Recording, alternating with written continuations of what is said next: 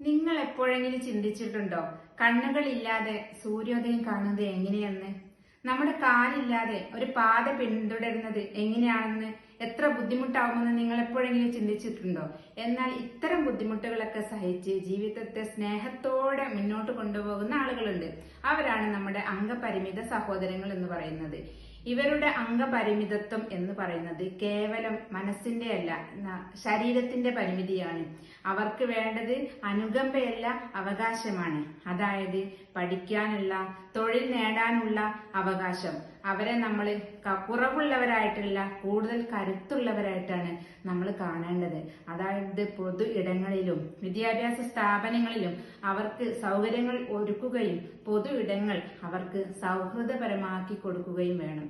നമ്മുടെ ഒരു ചെറിയ വാക്ക്, അതായത് നമ്മുടെ ഒരു ചെറിയ നോട്ടം, ഒരു ചെറു പുഞ്ചിരി, ഒരു ഉൾക്കാഴ്ച അവർക്ക് പ്രതീക്ഷയുടെ വലിയ തണൽ നേടിക്കൊണ്ടിരിക്കും. നമ്മുടെ സമൂഹത്തിന്റെ സൗന്ദര്യം എന്ന് പറയുന്നത് അവരെ ചേർത്ത് പിടിക്കുമ്പോഴാണ്. നമ്മുടെ സമൂഹം, നമ്മുടെ സൗന്ദര്യം മുന്നോട്ട് പോകുന്നത് അംഗപരിമിതരെ ചേർത്ത് പിടിക്കുമ്പോഴാണ്.